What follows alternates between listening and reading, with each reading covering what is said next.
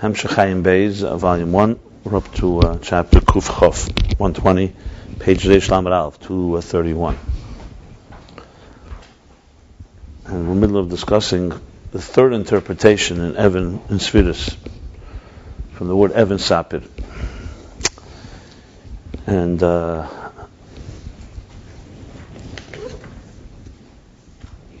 understand it well,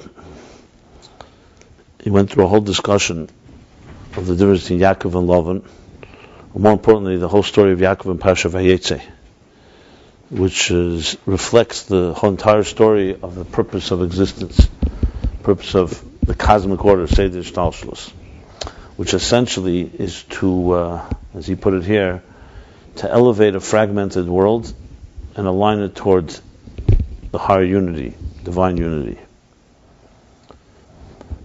And this process consists both of Halah and Hamshach, both elevating and drawing down. And essentially, this is the story of the Sfiris as well. Because what's the whole purpose of the Sfiris? The word Sfira, as he explained, the three different meanings in the word Sfira, from number, Smisper, the second interpretation from the word Sipur, story, narrative, and the third, where we're up to now, Sapir, which literally means brightness or brilliance, illumination. Is the Spheres are the mechanism, the tools, the instruments, you could say the interfaces that connect the divine and existence. Bligvul and Gvul, infinite and finite. Because on one hand they're divine spheres, meaning they're God's tools, and they reflect God's will and, so to speak, as God manifests in a personality, what we call the Adam Elyon. On the other hand, they are a structure which is not the essence and core of the divine. So they play the role of being like channels, portals between the two. And that is why, so for example, when we emulate God, we say, what do we say? Halachta bedrachav. Mahu chanan afata chanan. You should go in his ways. And we emulate, say, just like God is compassionate, we're compassionate.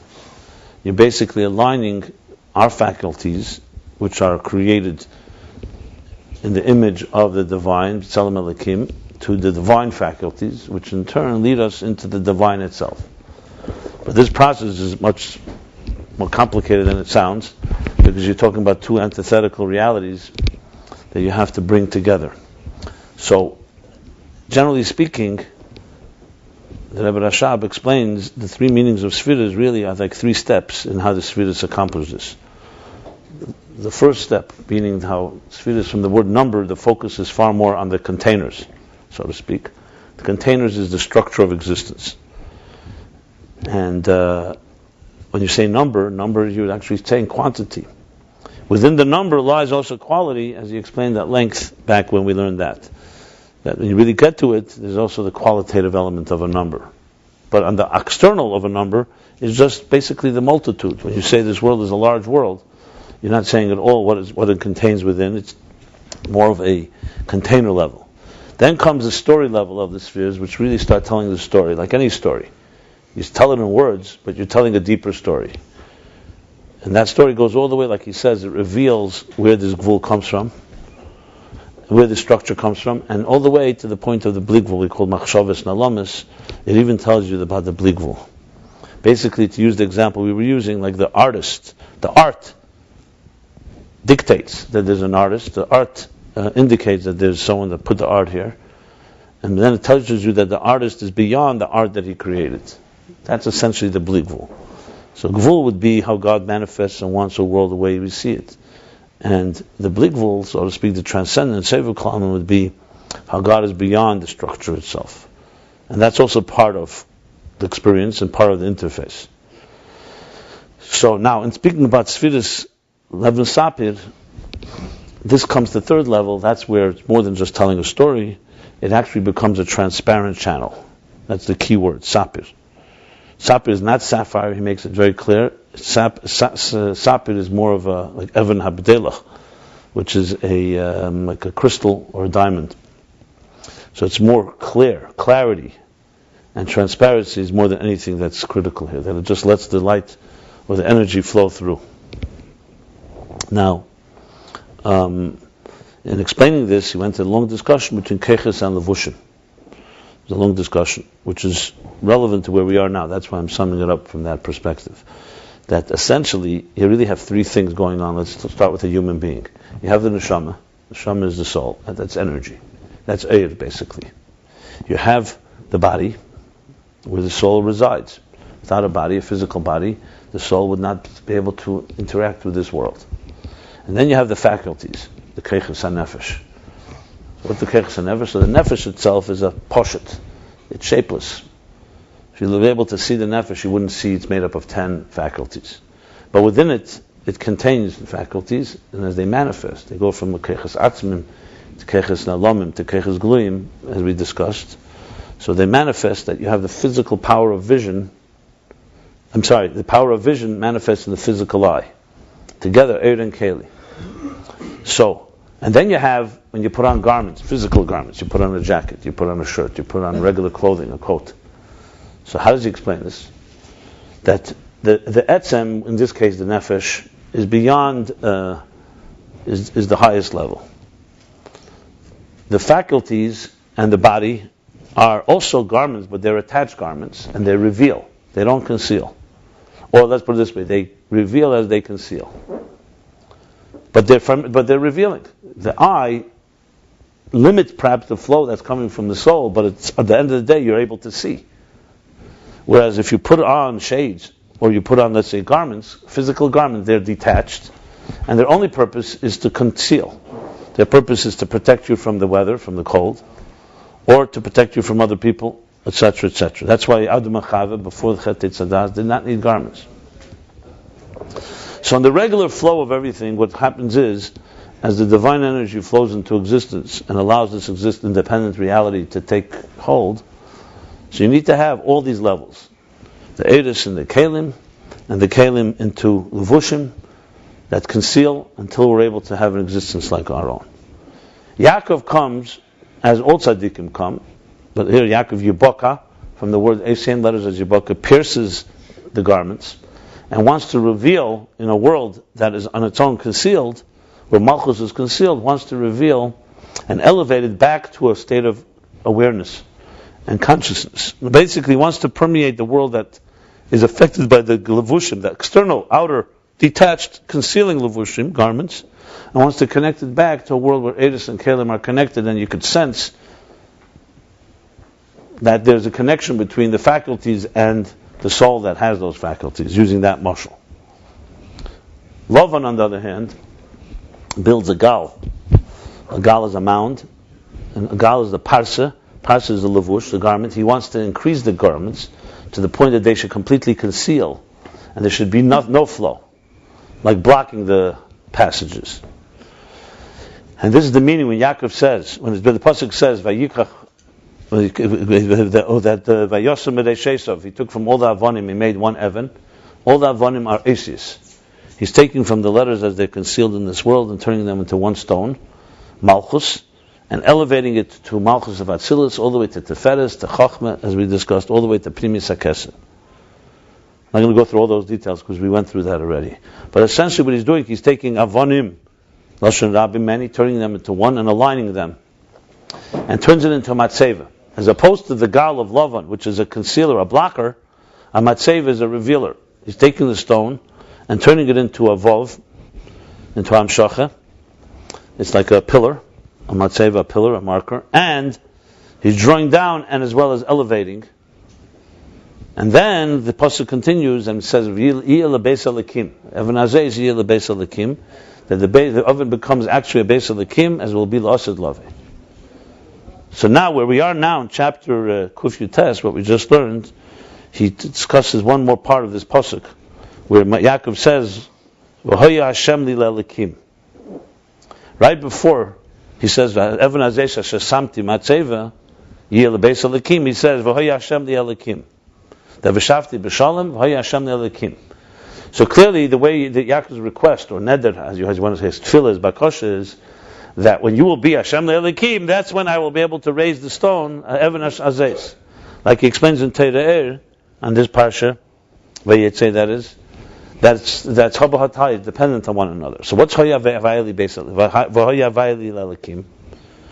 So here the Rebbe Rashab explains, based on this Teira'er, that before we were discussing how Yaakov lifts the kelim, the containers, and the containers become, the primis HaKelim become transparent channels, sapir, to the air.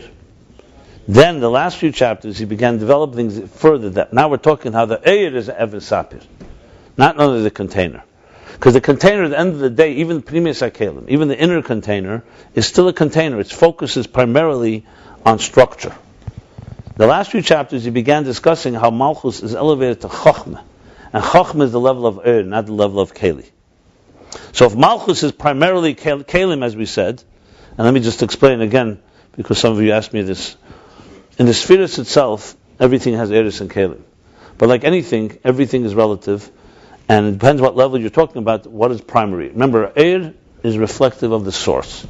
The role of air, or energy, is a Gili ha'etzem, revealing what the source wants.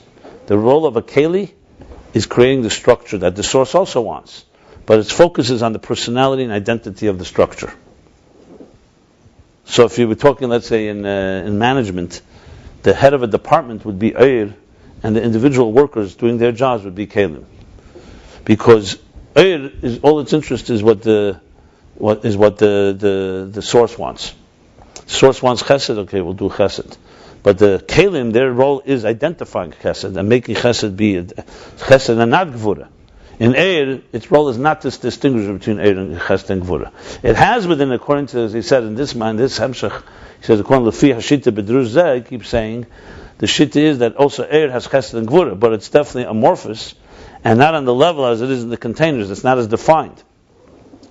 Now this is a critical piece here now, because he's moving over now from Keli to Eir. So Malchus, the lowest of the spheres, Kelim are Ikir, and Eir is more diminished. It's still Atzilus, and still Iyu v'chayu echad, Iyu v'gamu echad, meaning there's a total unity. But the Kelim are the primary force. In Chachma, which is the highest of the 10 spheres, Eir is the primary force, and Keli is so little. That's why, for example, in Chachma you have only a spark of an idea. Now, you may ask the question, if that's the case, why do we say that Malchus is a Nekuda that doesn't have any shape and form? And even less than Chachma, because Chachma at least has some spark. Malchus less Lamagar Mal Klum. Because the point is that even though it's Kelim, but the energy is not there. That's the point. So the point of it is that there's no Gili. So in that sense, it's a Nekuda alone. It's like the moon without the sun. It's just a pure point. Chachma is Gili. There's a lot of Gili. On the contrary, the Gili is so strong, so there's no Kelim emerging. So the Nekuda there is a Nekuda of Gili. It's also a point, but it's already a Gili. There's an idea that has come into it. Malchus, on the other hand, relates to Keser, which Keser, as we spoke earlier, is higher than all types of shapes, higher than anything. That's why Malchus also begins as a Nekuda. The Kavanah is to unite the two, and that's the Matzeva that Yaakov builds. He takes Malchus as it's concealed in a Nekuda, where nothing is revealed. Like think of it as the dark moon, and begins to radiate, illuminate it with light first from the higher spheres to Feres, all the way to Chochmah, connecting Chochmah to Malchus. So now, if you have the two, what you have is the Kelim of Malchus, which is the concealment of all the areas, now filled up with Eiris all the way from Chochmah. To achieve this, you need to bring from Primis HaKeser, which is why Yaakov is Teferes, the Kavim Tzoy, that goes all the way up. But the question is, what is Yaakov focusing on? Is he focusing on the Kelim or on the Eir? That's the question here. So till Chanukah Maimer, it was clear he was talking about the Kelim. Taking the Keli and turning it into Evan, and turning Evan into Evan Sapir, that it should be transparent, as opposed to Lovan, who wants to conceal. But in the Maimer Chanukah, which we're in the middle of, chapter Kuf Yud Zayin, he begins with now we're going to speak about Evan Sapir, not as Malchus connects it to Feres, which is more on the Kelim level, but also Eiris, but primarily Kelim. But now we're going to connect it to Chochmah. Chochmah is Eir. By the way, it's set up, you don't have to do anything. It only dims. You hear? Oh, yeah. Yeah. So now he's going to connect the Chachma. So to do this, he goes into the whole discussion of colors. So there's colors, there's colorlessness, and there's 3 levels in colors too. Kesed has no color, is beyond colors altogether. Chachma is Lavan, that's Evan Sapir. It's a white color, basically transparent color, clear. And then there's the colors like red, green, blue, and so on. So the spheres under Chachma each have their color. They have their personality. That's primarily the Kelim now. Chachma is Eir. So like Eir, it's like a clear channel. So now we're not talking the Kelim, we're talking about even the Kelim of Chachma are like on the level of Eir. They just reveal. And like he said, that it's not pshat that the colors that come from the original colorless white are originally there. It just from Chachma it allows all the other colors to emerge. And he explained very clearly that this Gevin of Chachma is the Eir. It's still Ayin, it's still in a state of Ayin, but it's relatively, compared to Keser, which is complete nothingness, no color at all. Chachma is already the beginning of the world of colors, but it's still transparent. And then he brought, and in this chapter where we are to explain this, he starts explaining this now, that therefore the real primary place where Sapir plays a role is in Eir now, not in Kelim. Because Eir is the real revealer, the real transparent channel. Kelim, relatively speaking, the inner Kelim, Primis Kelim, are a channel that are more than the outer Kelim. So now, to explain this, he said, he brought in Sapir Lashon Zuz, in the Eir Gam Kein Bechinas Levush. So now he's suddenly elevating Levushim to the level of Eir. Till now, we were talking Levushim, if you remember, Levushim were even lower than Kelim, right?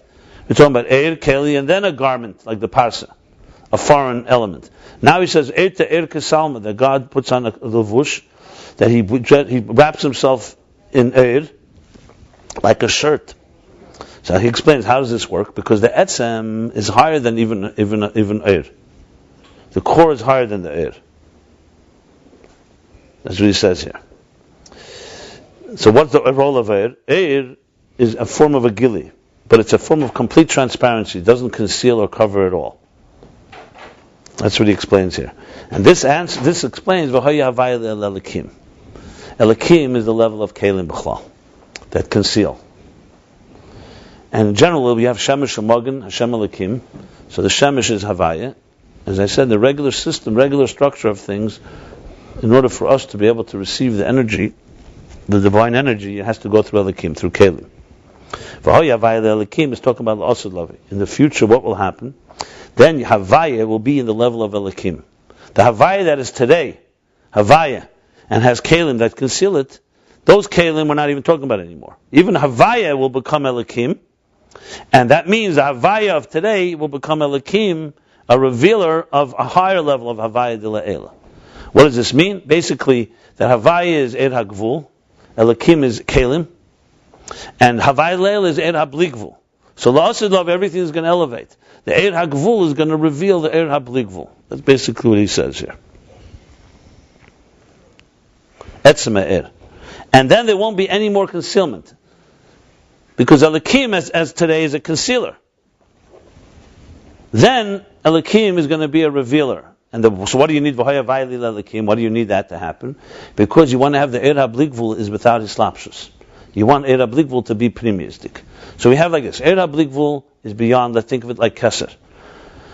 The Eir HaGvul is Eir, but it's commensurate to the containers. And then there's Elikim, the containers. Today, the Eir HaGvul travels to us through the containers. That's the only revelation we have. L'Asad Lavi, in the future, what's going to happen is, it's all going to elevate. And the Eir HaBligvul, which is higher than Kelim, will be higher than Elikim, will go through Elikim, which is Havaya of today. Upgrade. Yeah. Yes, you can say that. Like he says, B'tachlas HaKavanah she'yeh b'chinas hislapshus dafka. So Hashem Avad El, which is Bli Gvul, shall become B'hislapshus. And this Gili comes through Chachma. He says, the Eiran 7:7, Eina Meir b'chinas Eprim b'shum Kli, Ki'im b'chinas Chachma. So Chachma becomes now the interface. And this is what Yaakov was saying, V'haya Havaya Elikim. That when Havaya will be for Mi Elikim, when the higher Bligvul will be for Mi Elikim, which will mean it will come in B'primius, Then the Evan has Eish. He doesn't say the end here, but in Terer he does. Then the Evan, which is the Evan, the Kelim down below, will be a Matseva and be a Keli to all of this. In other words, the transparency of once your Eir is Mamshech, the Etzem, then the Kelim also become a container and a channel for the Eir as well.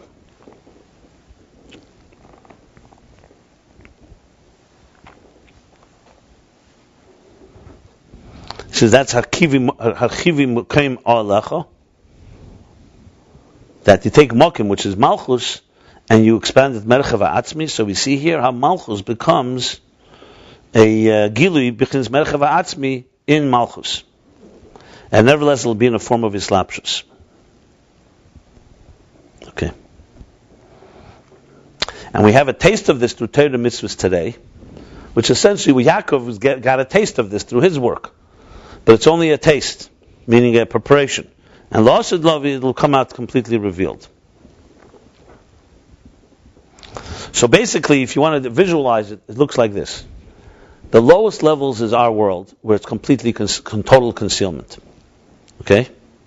The highest levels is the Etzem, where there's beyond concealment, beyond revelation. So that's two extremes. There's from the Maila, you get the next step is Eir.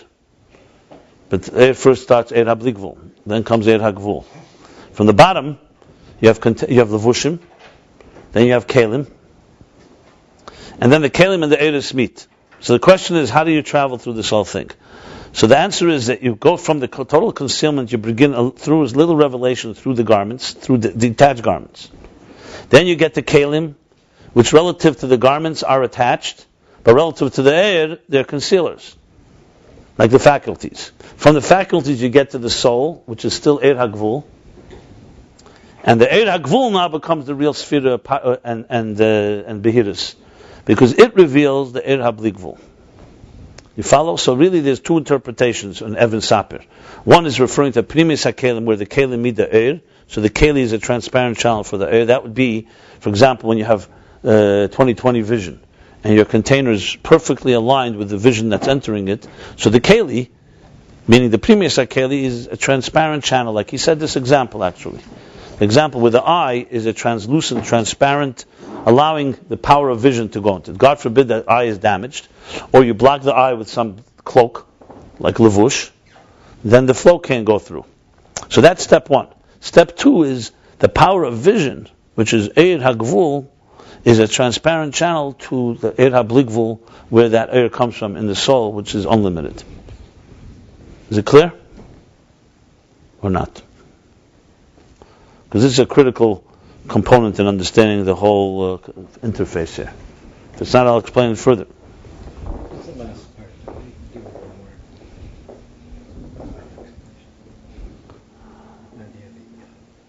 more. Let's go back to the example of a teacher and a student. When you start teaching children in kindergarten, ABC, or Aleph Beis, so they're learning Aleph. I don't know if you remember, but imagine at this age you'd be still sitting and writing Aleph 1,000 times. Okay, so you start learning Aleph. The child has no clue what he's learning and why he's learning it, but because children are just Kabbalah Sel, they just do it. And Aleph, Beis, Gimel, so on. At some point, the children learn that these are letters of words. Eishis, I'm using the exact example. Eishis, Avonim.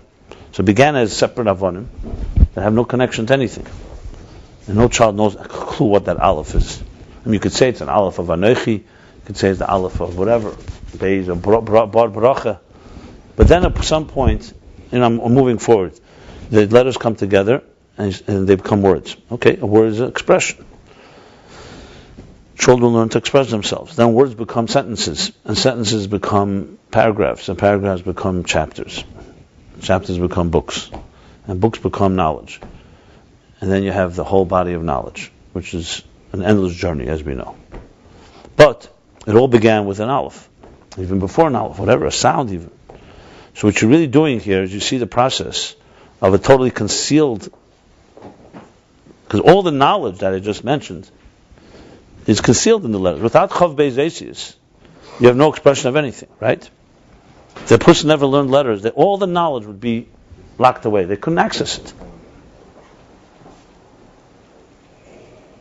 Couldn't access it. On the other hand, the letters themselves are a very concealed state. So this is a perfect example of our world. You're born into this world, and that's what we have. We have a whole bunch of stones, like the stones by Yaakov. And we start then putting them together. You start realizing there's a deeper story. Actually, you start from numbers. That's a good idea. That's actually good. The letters, as they're separate from one another, are 22 letters. And children then memorize the Aleph Beis, right? When they're memorizing and repeating Aleph Beis, all they're doing is numbers. The Aleph Beis, Gimel Dalet, with the Nigunim, etc. Then they come to realize the letters tell a story. Kipshute, they tell a story. So it's a sipur. Then they come to realize that's more than telling a story. The letters are also revealing. They're revealing deeper things. Well, the story also reveals, but I mean to say the letters start losing their personality and they become only channels. I give an example always. When you read a page on a book or a sefer, you could actually read the letters and see the letters and what's this word mean, this word. But there comes a point, if you're ever immersed in usually it's in novels, lahavdil, more than Chassidus, but it could be in Chassidus too. You read it, you don't even realize you're reading letters. You even turn page, you don't even realize you're turning a page. It's interesting technology, because how is that possible? Once you know you're reading, because for some reason, once the words start telling you a story, you're so engrossed in the story, you lose sight of the details, meaning the letter, in a good way. Or you hear a very good speaker or a teacher or something. There comes a point, or like a song. When you're hearing a song, you're not listening to the notes, unless you're a musician or you want to focus on the notes. You're hearing the Eir al Kolana, you can say. The total energy that's being conveyed through this nigun. Then someone will say, can you sing the song? Okay, then you have to get to the technical. Let's figure out how you sing a song. It has sections, has words, doesn't have words. You get the idea. So what's happening here is Kalim are ceasing to be visible. They're becoming completely transparent to Eir. But it doesn't begin that way. It began complete Kalim. It was once a point where you only knew Aleph Beis. You had no idea that there was an Eir altogether in there. I'm talking about the little Eir that's inside an Aleph. I'm talking about ideas. Then you came to a point where the ideas are so powerful you don't even realize they're letters. But there's definitely letters there, because the letters are what are the tools, the instruments through which we convey the idea. So this is a process. I'm just using an example in Chinuch, where you're taking a person who's a literal total child, and they become the biggest Gaon, greatest scholar, but they had to go through this journey. Everybody has to go through this journey. Even the biggest Talmid Chacham, the biggest Rebbe. That's how God made it. Obviously, their journey will be better than other people's journey, and they'll get to their end. It's going to be better than others, and their beginning is also on a higher level. But still, everyone has to go through this process. This is an example of the whole Seder Shtalshalos. If you want to go backwards, it really works the other way around. It all began with something that was even beyond ideas, with Atzmus. Atzmus is beyond ideas. He chose to become a manifest in a conscious presence, which is called the expression of Eir. No kelim at all. It's just Eir. Bli gvul. But at least it's not built in Mitzias Nimtza. It's not beyond. It's now become manifest in something that will later become an existent reality. But that's also Eir bli gvul. Then that Eir bli gvul chose Shir Atzmei B'Keyach to find within himself and said, you know what? I want to allocate a certain amount, 10 spheres. But it's all an idea at this point. There's no kelim yet. But I know, God says, I know that for it to manifest, I'm going to need to have kelim. Because in the world down below, they have to go backwards. There's no way that they can understand it from above. So for backwards, you're going to have to first, as a matter of fact, more kelim than less Eir. So he creates also Sheresh Hagvul, Keach Hagvul.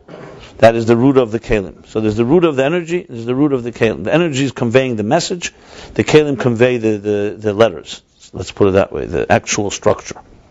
Then comes a big tzimtzum, which is critical, because without that, no matter how much God in his mind, so to speak, can imagine it all, if that was revealed, we would not be able to exist. So for now, God can do anything. We're talking about a system that we should be able to climb the ladder. So the tzimtzum basically becomes the key type of like black hole that just covers up the whole divine presence, that allows now for all this to emerge. And what emerges? Still, a kav comes, but a kav is also still intense, too intense. But a kav has within it now the ability to begin to paint. And what does it begin to paint? A lot of Eir, and the kelim start emerging. In Ak, there's really very little, there's no kelim. A kudim is 10 energies in one container. And a kudim is 10 energies in 10 containers, but they're too intense. The energies are eris merubim kelim mu'atim. So what's happening is the opposite of what I said with the child in kindergarten. Here the idea is still too dominant and the containers are too weak. And tikkun is where they come perfect atzilus. Or vrudim, kudim vrudim, is where there's a perfect balance between them all. The energy in the container can speak. So this is the perfect world of knowledge, however. But this is not for a kindergarten child yet. If you want to get to Asiya, Gashmis, Chumris, you have to conceal that too. So you got Briya, Yitzira, Asiya, all the way to the lowest level. And now in the lowest levels, you have the air is almost completely concealed. All you have are letters, and you start climbing the ladder backwards. And every rung you climb, you get closer, more air, less keli. Not when I say less keli, I don't mean less keli physically, I mean to say less dominance of keli. Like I said with the letters. Less letters and you get more the idea behind the letters. So here he's really focusing on 2 steps in this interface. I mean, this whole thing I just spelled out is the entire interface. But here he's focusing how kelim meet Eir and how Eir Gvul meets Eir Habli Gvul. So where does that mean? That there's a point where the letters, we're talking about the letters, become transparent channels for the Eir. That was the example I gave them. You read the page, you don't even notice the letters. But there are letters there. And they're tangible letters. They're letters of Asiyah. Now take it a step further. What about letters of Dibur? Dibur is also letters, but Dibur is already spoken word. What about letters of Machshava? There, Machshava, you have already the dominance is the idea, and the letters are far weaker. But in Machshava itself, we've also learned, right before you give a speech, and you say to yourself in your mind, I'm going to say, good morning. So you're saying good morning in your mind, but it's not yet tangible. Then there's a level of your mind, you're not really thinking with letters, even though there are letters there.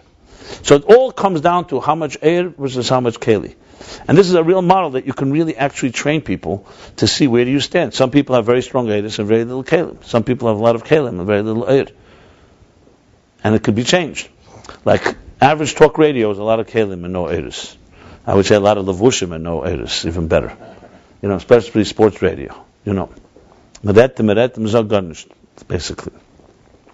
As he said, who said it? Someone said that today they read more and more about less and less.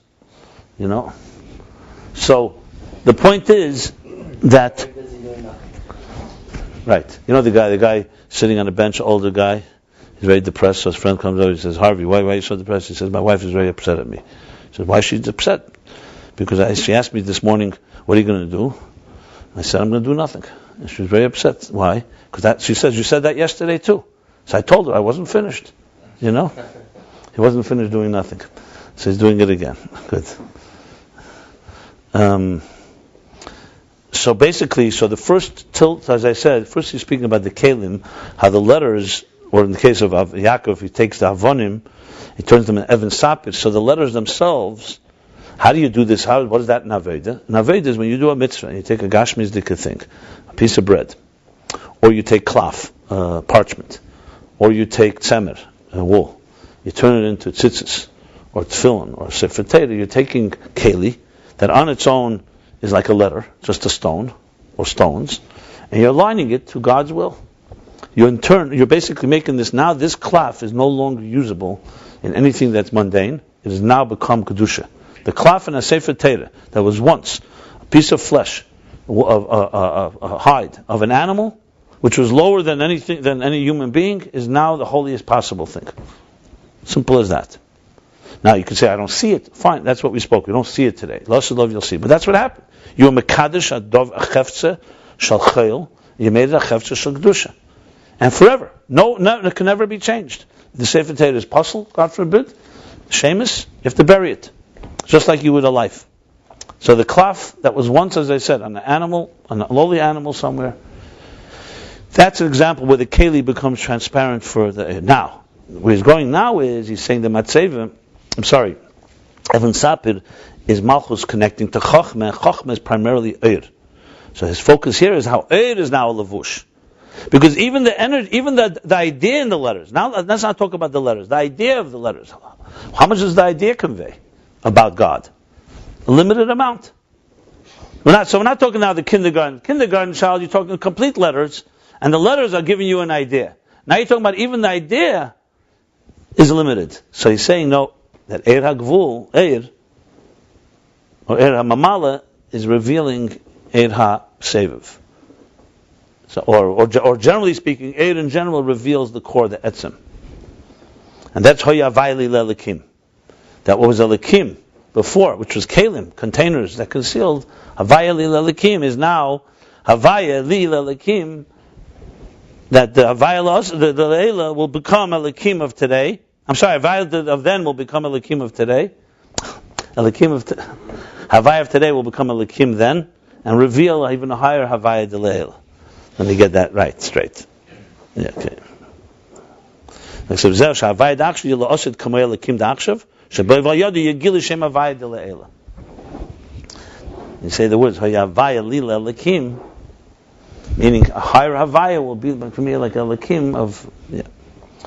And this is essentially what he says is the Gilui of Avakasha Yigla de Shem Havaya Gilui b'chinas Etzem Esha le b'chinas Esther Mashantim Shem de Shem Havaya.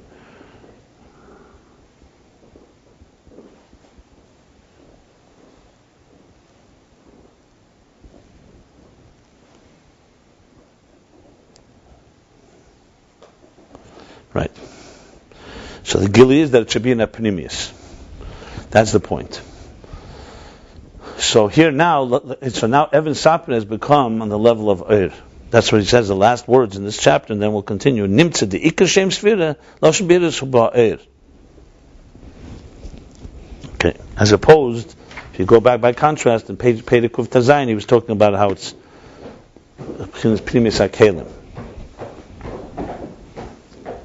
So in a way you can say Chitzenius HaKelim means you actually see the letters on the page. And Tzoyis HaKelim would be, the middle of the Kelim would be when you see the letters but you also see the idea, like half. And Pnimis HaKelim, where the Eir is almost not recognizable to you, all you're sensing is the message it's going across. Was that clear? Huh? Very clear. Very clear. Like Behirus. Okay, we're getting there. But remember, you lose your kelim too quickly, you can get very quickly burned up. That's why you have to have a Havaya Lelekim. You always need some type of shield. But now we're talking here, the shield now is the Salma, is Eir itself. Eir itself is now the garment. A garment of light, basically. When you say Kasnas Eir, not with an Ayin, but with an Aleph. Talking about the Levushim of Adam Achava. So let's continue chapter Kuf Chaf, and I elaborated because I don't need an excuse to elaborate because it's pretty complicated because it's coming together from so many sides here. You see, it's like bringing the whole story together. Everything we learned before, the Bligvul, the Gvul, it's all now coming together here. But it's definitely that's the journey. So a journey from Helam to Levush, a little Gilui, to Kelim, which is more Gilui, to Eir. Eir HaGvul, Eir HaBligvul, Atzmus. There we go. That's the trajectory.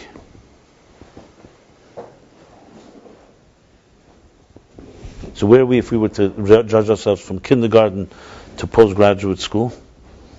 318. Huh? We're still in the crib. Talking about it. Okay, doesn't matter. And this clarity, this transparency, this sapir, that's an Eir, is in two things. Buckle your seatbelts, this isn't easy stuff here.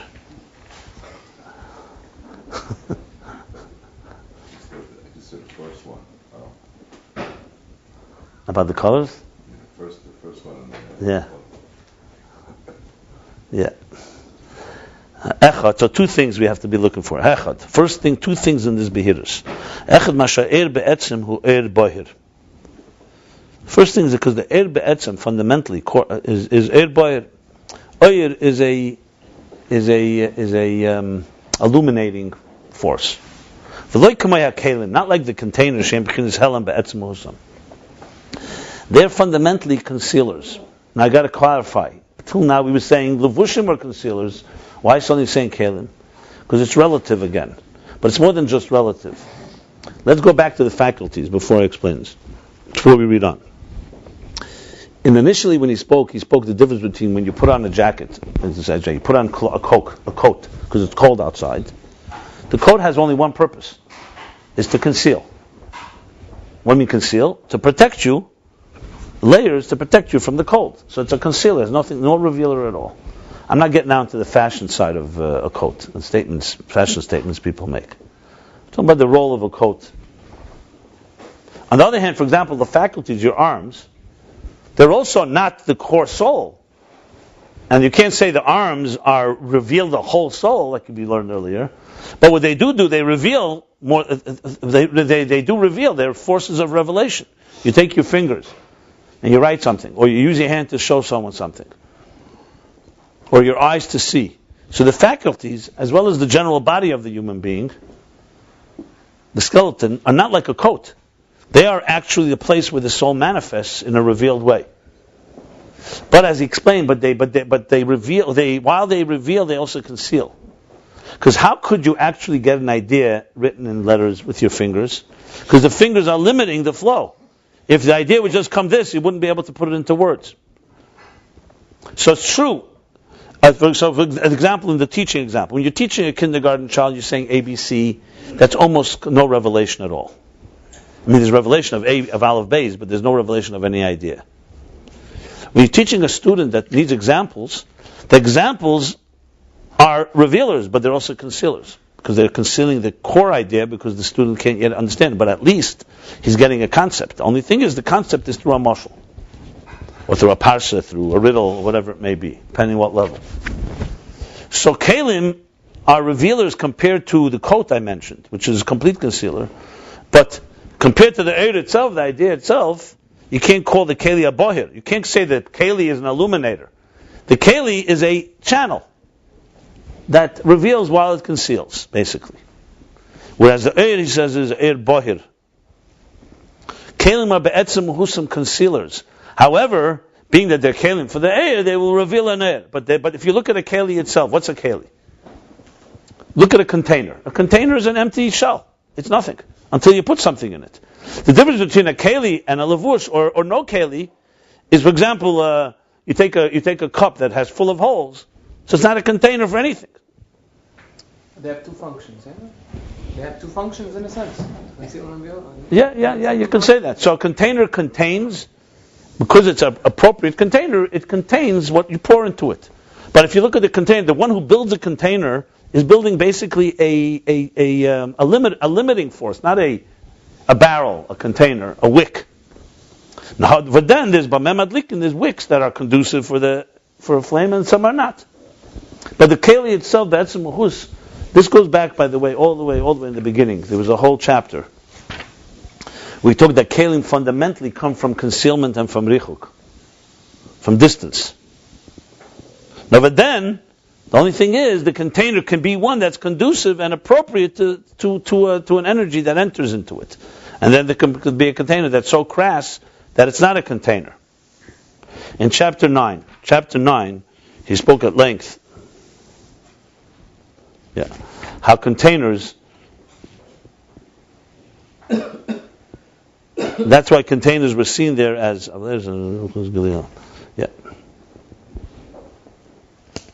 Hisavusam hu aidei tzimtzum. Kelim, their creation is through tzimtzum. Okay. Eir, on the other hand, is boyer. Now let's continue. Commotion is boyer. Oh, one second. I can't believe it. He says a commotion is boyer. I'll pay the test. You don't need me to say it. The Rebbe Rashab says it. Like we explained earlier, chapter 9. Mashenken ha'eir ubchinas gili be'etzem. Shu'in ha'bihirus. Eir fundamentally is a gili. It's not built. Like in other words, what's the mindset when you build a keli? Mindset when you build a keli is parameters, is limit. You know, if someone says to you, if someone's too focused on the Eir that's going to go in the keli, he's not going to end up building a good container. A container builder has to be focused on the container, its parameters, to make sure it's appropriate container for whatever is going to go into it. Eir, on the other hand, is gili be'etzem. It's fundamentally gili shu'in ha'bihirus. That's bihirus. Brightness or transparency or brilliance. Gam inyan eir bohiru b'chinas etzem ha'eir le'kmo shu meir ha'idei ha'kelim. Another thing he says, Gam inyan eir bohir, a shining light, is the core energy, like Kameshu Beir al Kelim. So he's adding something. That in air itself, there's 8 hours that goes into a Keli. There, it's obviously not as bright as it is on its own. So he adds an additional point. Not only is a Keli fundamentally a concealer, a concealing force, and air is fundamentally a bright force, but the real air is actually, its full brightness is when it's not in a container. That means so it shows you just how separate they are. They come together, so the air is somewhat compromised, which is obvious, like we said with the sun. If you had no shade, if you had no sheath, no shield, you would not be able to look at the sun. So air boyer, put air in its natural environment without any limits. It's fundamentally just a bright force. And a container, even a container, it's a bright force, but obviously on its own. And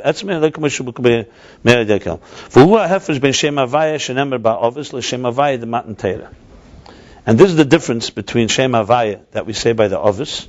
We always translate air as energy. Here, when it says air boher, it's a little bit tough to translate it that way. It's not so tough because you don't relate to energies. That's why you're saying that. The energy, clear energy, you're saying, like energy is full. Like I'll give you an example. Electricity, you need to have to come into your light bulbs, has to be diminished. If you were able to touch electricity in its root, it would kill. Right? So an electricity that's running into our homes is an example of energy running through Kalim. So the Kalim are limiting the flow, but energy in its purest form is a very, very powerful force. But whatever word, huh? You're saying boher. Boher means clear, bright, brilliant, shining, transparent, illuminating. They're all correct. We talked about that. Words on energy? Why not? Okay. We're not talking physical. We're talking about full intensity. Remember, can you say it on Sfiris? Sfiris is even less than electricity. Sfiris is definitely not.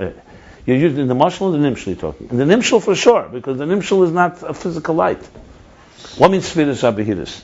Tell me what it means. It means that it reflects God's essence without any limits. That's what it means. So you're not talking about light. And using the word Behiris. Remember, it's all language again. If you're talking physically, yes, it's easier to explain Boyer to somebody who's in the material world with light. Because light is bright, not bright, and so on and so forth. But technically speaking, it's the same thing with energy, and definitely with divine energy. At the end of the day, you're going to have to get rid of the physical manifestation of it. It's all right. Whatever works right now to understand it is fine. But the point here is not so much, it's not coming to explain light bulbs. It's coming to explain divine energy. So the key here is that Oyer, Boyer, that's the key, is that it's Boyer. I'm saying right now, use whatever mashal works for you to relate to it. And then realize that you have to extrapolate it from that too. We call it anthropomorphize. So now he says, this is the difference. What's the difference? I'm not sure what. So we'll see. So there's two Havayas. We know that Moshe was said, Hashem says to Moshe in Pasha Ve'era, Shmi Havaya lo nadaiti lehem. The name Havaya, I did not let them know. But who's them? The Ovis. We see the Ovis, we say Havaya. The word Havaya is used. So there's two Havayas, which is really discussing Havaya le'el, Havaya le'tata. So he's going to explain the difference. The Gabi Ha'ovis, he says by Matan Torah. The truth is it was said by Moshe, but it was Achona to Matan Torah. That's what it says. So Matan Torah, Anochi Hashem Alekecha, that Hashem, Havaya, Alekecha, that's what Hashem revealed to Moshe by Yetzias Mitzrayim, is a higher Havaya than the one by the Ovis. But generally it's called the Havaya by Matan Torah, the Havaya of the Ovis. Two different levels. So what does he say? The Gaba Ovis, Nemar, come upon him Havaya. Because by the Ovis we find several places it says Havaya in the Psukim. Where does it say, for example, Vayera love Hashem? Yeah, right there, even in Vayera. Yeah.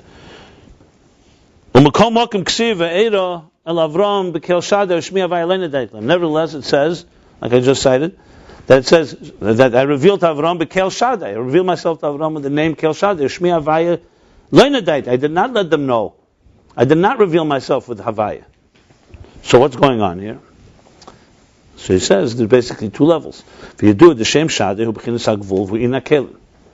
And you know, Shem Shaddai is what? Gvul kelim. This is like Elikim. Shaddai and Elikim in this case is the same. Dai.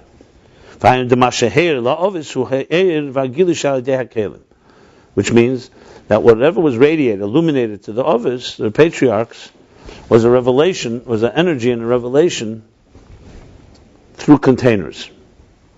Shem b'chinas gavnei ha'er le b'chinas pshitis. That's the colors of the light, not pshitis, not seamless or shapeless, not colorless would be the right word here. And this is the reflection of Shem Havaya that radiates through Shem Elikim. You say white is that the same as clear? Because I was getting mixed. Yes, white and clear is the same here. Yeah. He uses the word shakuf anywhere time? Shakuf? No.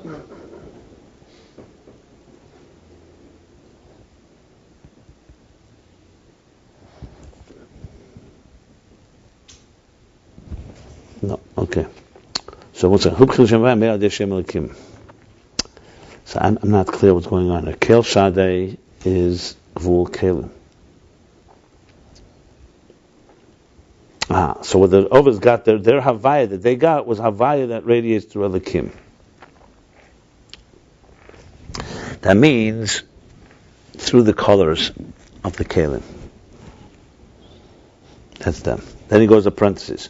Ubekama duchtin mavur, and in several mamorim, duchtin, like drushim, that several, what's the word? Places. Discourses.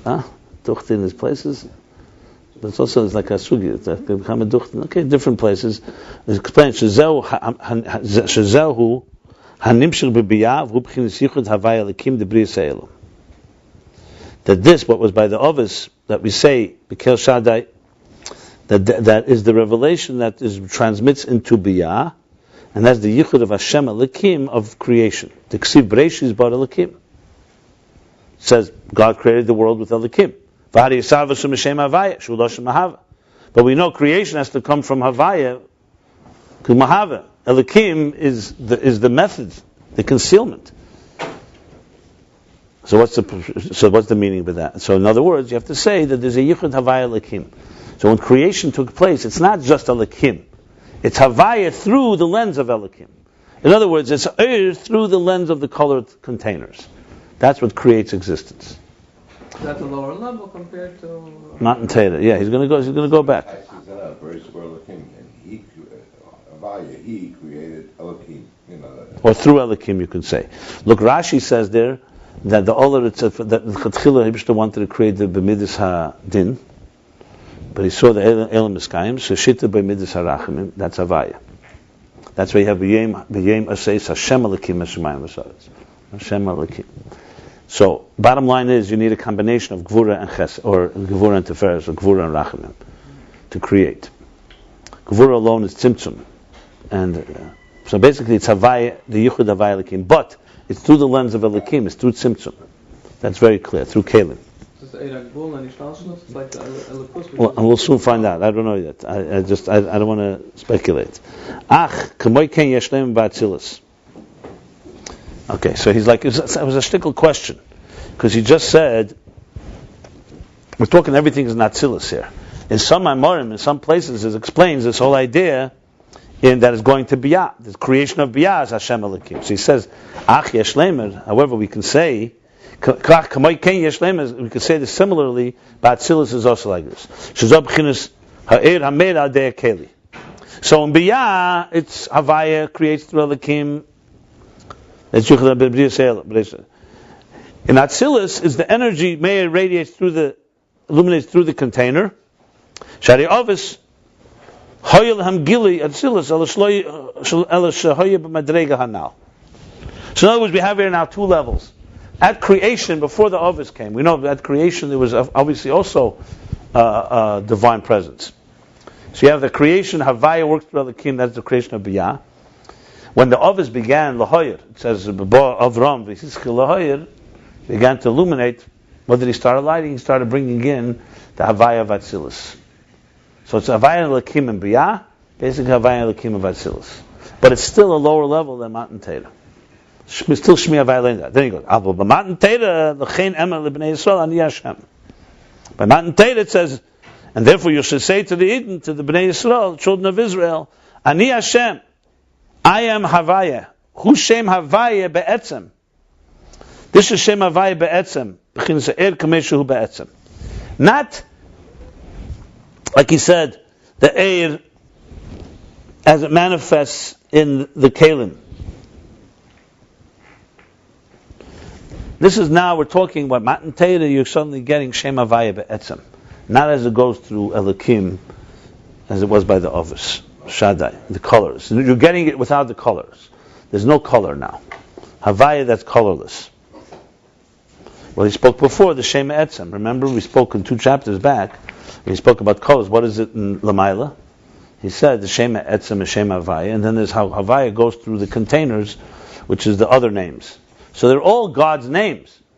But the other ones are already, they color, they're already an additional element. Like if God, beyond all existence, but if God manifests in existence, what would he look like? Colorless. If God manifests in existence, what would he be? Bli gvul. Once you say Er HaGvul, you're saying it's a davar, ki'ilu davar nesef ala etzem. That was a critical point that we learned. Kamei davar nesef ala etzem. What means davar nesef? Not, God forbid, that it's an additional thing. It means it's already, you need an additional component. That's not just the natural flow. That's the color white, the clear color.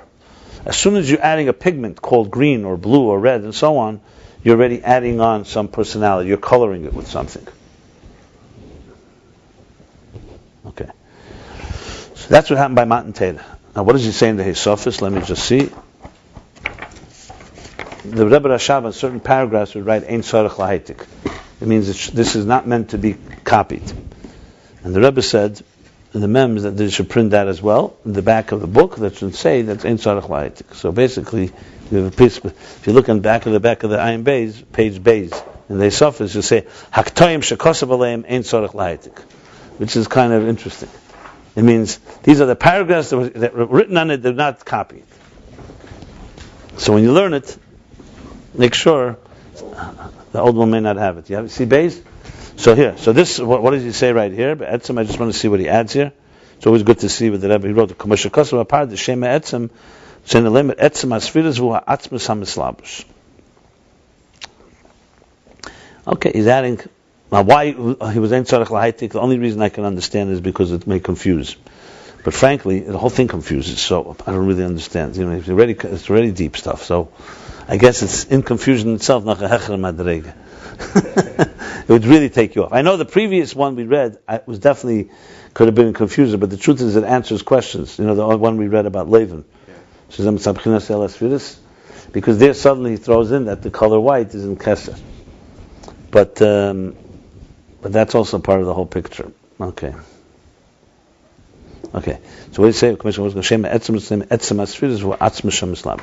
Okay, the part that says Shema Etzem means the Etzem Hasfiris. That means in the Sfiris it's still the Etzem. What? No, it's not Atzmus Mamish. It's not the core. And when I say Atzmus, it's not the Etzem Ha'er. Not the core air. The air is already as it's manifest. So that fits.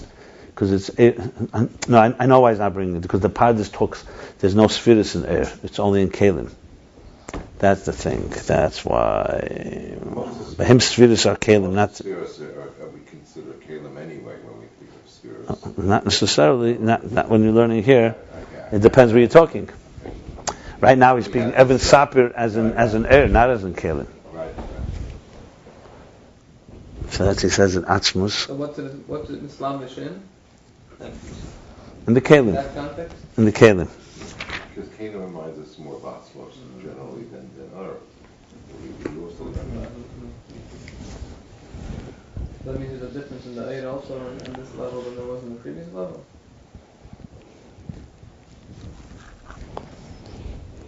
It means that, it gets more specific.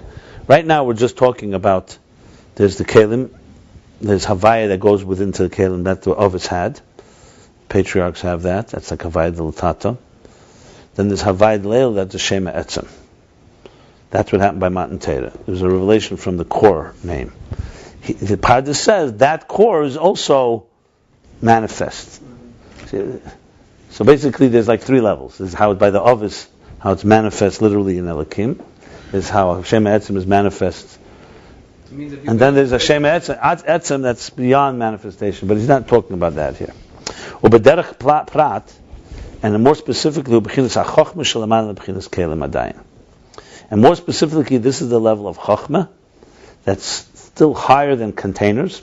Is governed love and hanal, and that's the clear color, the clarity, the clear white that we've spoken about before.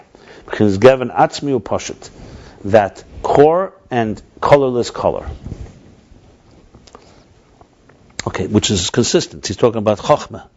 So basically, by Matan Torah, you had the revelation of Chochmah, which is higher than the revelation there. This is still the first interpretation, by the way, in Oyer being Boher, why Oyer is bright. So what do you say? It's not like the Kalim that conceal. It's Gili be'etzem shrin abir gam in eber shebchinas etzem elik mishumir. There we go. All this is coming to explain that Oyer Boyer, etzem Oyer, not the way it's made out of the Kalim. That's why he doesn't bring the Pardes, because the Pardes is already as it's manifesting in containers. Okay, he's saying Boyer is talking about how it's etzem Oyer.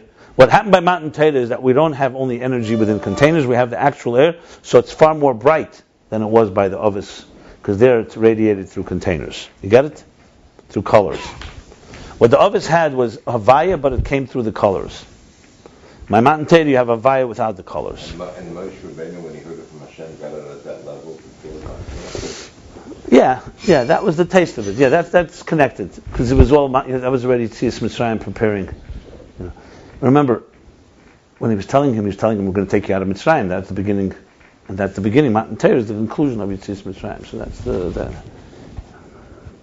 the way Jews reach this higher level of Havaya is because of the Mitzrayim, because of the pain, because of the oppression that led them to this deeper place. Okay, good. So we got it? So basically there's two levels in Oyer. As it's in Kalim, it's also Behiris, whereas Kalim themselves are concealed, and then there's the Oyer without Kalim. And that's the difference between Ovis and Matan Torah. The Ovis is Oyer within Kalim, which is higher than what was by Brias Elam, where you only had in Biyah complete the concealment. By the Ovis is a revelation, but it's basically a revelation of Gvul. Eir HaGvul. And Matan Torah is the Eir HaBli Gvul. I guess is where he's going with this. We'll see. And look what it says, Ayin. Delve in what it says in Tereir, in the Maimon Moshe Yedaber, or Mashakosar Sham Be'in Zayin Shemus, or what he writes there about the 7 names. Remember, there are 7 Shayin Shemus She'enim Chokim. 7 holy names you're not supposed to erase. Before in the chapter Kuf Yud Ches, we spoke about it. One is called Shem HaEtzem, Shem Havaya. Then you have Kael, you have Elikim, you have Svokis, you have Shaddai, and you have how many did I say so far? You have another 1 or 2. Kael, Elikim. Right. I don't know if Shalom goes in the Shayin Shemus. Anyway, but the bottom line is they're all according to 7 spheres. Havaya is in Tiferes. So anyway, in context of where we are, we're talking where it's beyond color. The other 6 have colors, essentially. So he's saying, look into there. He talks about the Zayin Shemus. So which one doesn't have color? Havaya? Havaya has no color. In Tiferes. I know that. It's Tiferes as it's in Kesed. So bottom line. Tiferes has all colors, but that comes white. Heina Edis. She says, "In Zayin Shemus, Hein Edis HaMishlapshim B'Kelim." They're the energies that manifest in containers. K'meshakosar Sham Ba'bir Ba'agah U'Moshe B'chinas Etzem HaChochmah. Okay, so basically Torah is a proof to this. That the Zayin Shemus are already the energies that manifest in containers, which is the colors, like it says there in the Beis, it says, and Moshe is Etzem HaChochmah. So Moshe is Etzem HaChochmah, like essentially connected to Havaya. So here Chochmah is Havaya is in Chochmah, not in Tiferes. Okay, probably Havaya is Tato, maybe. Anyway, Zayin Oyer Boyer. And this is the meaning of Oyer Boyer. Well, the first meaning. A brilliant light. So what's the brilliance about? What's the brightness, the transparency, the illumination? Is that it's revealing the core. Like the color, the core color, which is no color, basically. It's not colored yet. It's not shaped in any particular way. So this is the lay govern? Yeah. It's Chochmah, where govern meets lay govern. That becomes the root of all the gavanim, of the colors, as you said.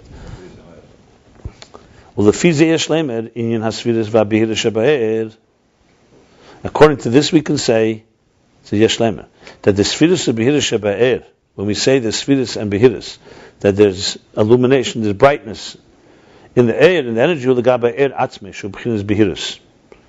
Meaning, it's a relation to the air itself, that it's in the form of brightness. In other words, it's not in relation to anything else. The energy itself is in a bright state. What he's adding with this, I'm not really sure yet. We'll see where he's going to go with this. But bottom line, that's what he's saying. Okay. You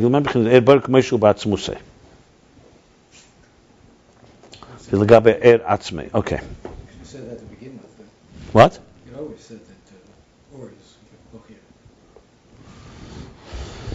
Let's see where he goes with the second thing. Beis. So let's go back. Remember, Beis Dvarim. So first thing we just established is that the air itself is fundamentally a bright reality. That's air. Keli is fundamentally concealed reality. Air is a bahir. And he just explained it in that there's two levels. There's how it's manifest in containers. That was be more as it was by the others. And then what was Shmir Violet, what they did not have is the way it is, and it's pure in its glory. In other words, whiteness, the clear white that we've been talking was revealed by Matan Torah. Before that, everything was colored, to some extent. Good. Beis, and the second thing, Rabbi said there's two things in Beis and Beis. That's what he's saying. Okay. So the first thing is that air by itself is just a revealing, powerful force. The second thing in Behiris is that it reveals something higher than itself. It reveals it reveals the infinite divine light that's higher than Atzilus. So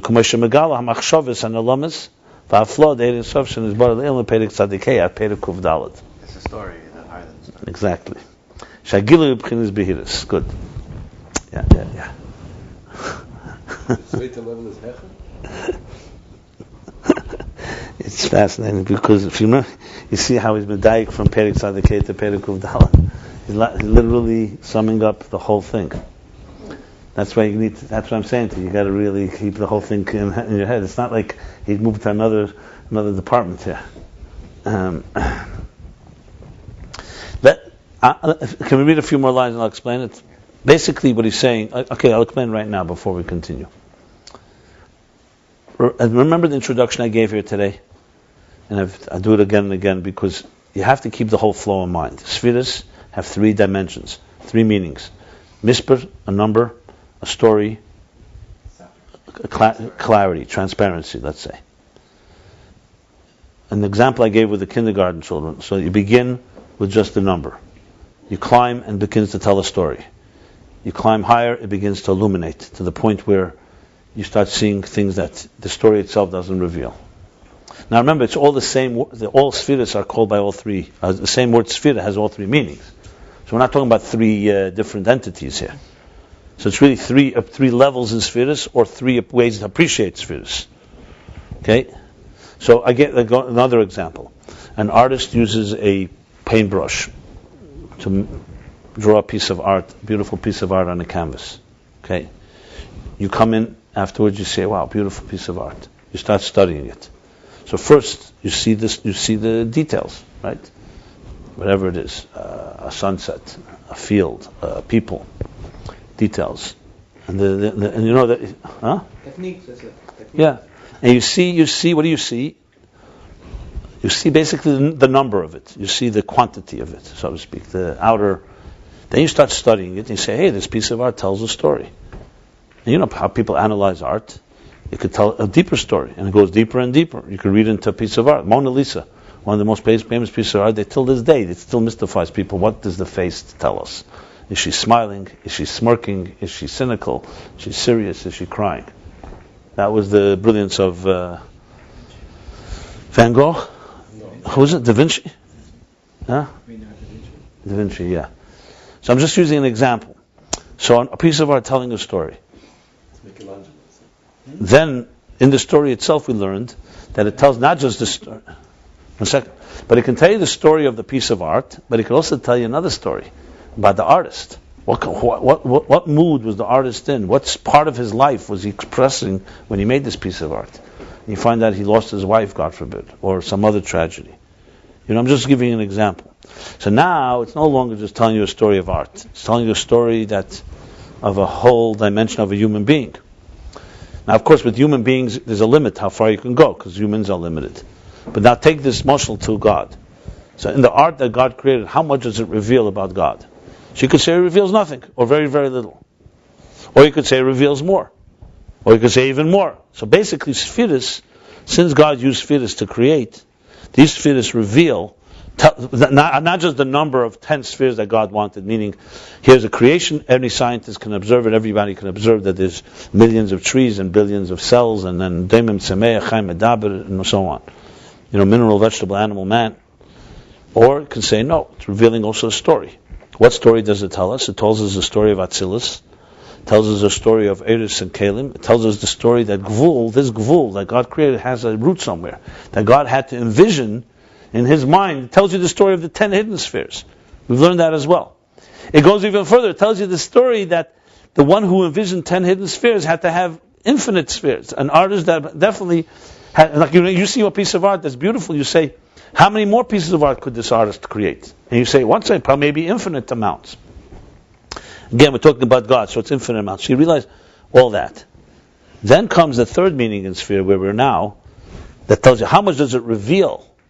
That it tells us that there's a story. You can hear in the story, a good person tells a story, you can hear in it a whole history. You can hear like a whole depth in it, that the story carries a lot of, you hear stories about Chassidim or people, heroes and so on. You realize this person must have been something special. Much more than the story itself is conveying. You realize this person has a bligvul dimension, Mesiris Nefesh, let's say. But it still doesn't tell you how bohir it is, how clear it is. So comes the third, because you could say, okay, it's a story, like a story in a book. It's a story from a distance. You know it now. You know that there's gvul, there's bligvul, but the question is, how close are you to it? And this comes Behirus. Behirus says there's nothing blocking. You can actually be there, as if you were there. That's the level here. So story is still a story, but you're not there. They told you the story. Then there comes a story where literally transports you to that place as if you're standing there. That's Behirus. They get from arts of people. Yeah. Or Chassidus, or if you hear a real story from a Rebbe, or a story from Chassidus stories, or a Niggin, for that. A Niggin cannot just be a Niggin reminds me of something, or tells me, it was once great. Look, they say nostalgia is not like what it used to be, But rather that it becomes actually a Behirus, that it's as if you're there. So you're now seeing it clearly, and because the Kalim and the Eir have now basically, what I want to say, they're stripped of any. They've shed their filters. So most of us, including myself, are stuck in the story here. Most are stuck in numbers, I would say, if not lower. No, story is already a good madrega. At least you're in the story, They still, the story behind the story. The story of the story. They say the power of a story is what? They say in the time of the Baal Shem Tov, they had a custom before Rosh Hashanah, he would go to a certain field, a certain place that he had designated. He would light a fire, say some tefillas, and ask for a new year. The Magid, the next generation, he did the Saderis, so he knew the location, but he didn't know how to light the fire. So he went to the location and said the tefillas. The next generation, Magid students, would go there. They didn't know how to light the fire. They didn't know the tefillas, but they knew the location. So they stood there. And they asked for a new year. And we don't know all three. We don't know how to light the fire. We don't know the prayers. And we don't know the location even. But we know the story. So we tell the story. And by us telling the story, we achieve what they did when they did it. Because you only do what you can. That's the power of a true story. So a story is not just you telling a nice, story, put your children to bed. You're doing whatever we can do to recreate a reality that once existed. And then that becomes your reality if you tell it right. So I think this is even this can be a course in storytelling. How to tell a story that it shouldn't be like it was the distant past, but like Behirus, like it's happening now. And that too has two levels. The Kalim, we learn Behirus Kalim, that the Kalim, like I said, the letters are still there, but the letters, sometimes a person who captivates you with the story, you don't even realize they're speaking. You're just like in the moment, and the energy flows. And then there's how the Eir is now, that's what he's saying, that in Eir itself, there's two levels. There's Eir Boyer, that the Eir itself is an illuminating thing. So Eir, when you're in the presence of Eir, it revealed. By Matan Torah, what they had was a revelation of the divine, uncolored, by any human experience. By the Ovis, it was at the end of the day colored in some way. That doesn't mean they didn't do. Remember, the Ovis, on the other hand, had a big mile that we don't have after Matan Torah. They did it all on their own. There was no Kayach Ma'ila, which is a major achievement. Whatever they reached through their own Aveda. But by Matan Torah, there came a revelation of a new dimension of the divine, which obviously came as we stood on the shoulders of the giants before us, the Ovis, and Yetzias Mitzrayim and all that we went through. So now, Matan Torah, this is not a popularity contest that we're higher than the Ovis. It's because of the Ovis, that's why we have Matan Torah.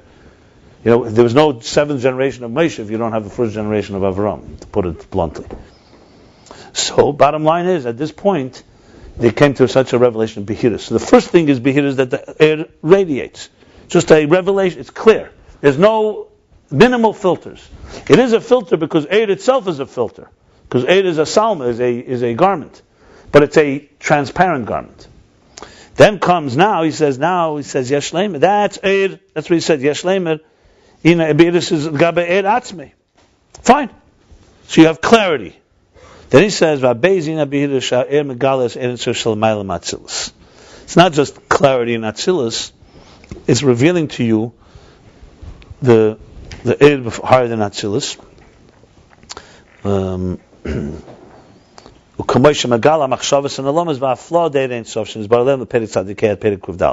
Tzadikei to Kuvdal, he was speaking the second interpretation of the story. And he said there, the lesson of the Pardes was that it reveals machshavas nalamas, hidden thoughts. Not just what you see, also what you don't see. So he's saying that's the Yesh Leimer, that Eir reveals Behirus, in a form of Behirus. What we learned earlier about the story, that it reveals the hidden, not just the revealed, he's saying now in Eir that it reveals the hidden, not just the revealed. In the first meaning of Behirus, it would be Atzilus is revealing the essence of Atzilus. The meaning, basically the essence of Eir HaGvul, is what I would say. And here he's telling us it's revealing also that which is beyond Atzilus. Shagilihu b'chinas Behirus. That this Gili now is in the form of Behirus. It's not the same type of revelation, right? It's kind of like hints to it, it touches on it. Tzadikei Kuvdal. One second. Tzadikei. I'm sorry? I was just going to say, it's not the same type of revelation. Kind of, it hints to it. Why do you say that? Otherwise, it would be de facto. I'm just asking. I'm posing the question. Not necessarily. I think he's talking here. Able to extrapolate. I mean, there are stages, but the point is that it's going to another. Yeah, it definitely has a point where you get to that. Mm-hmm.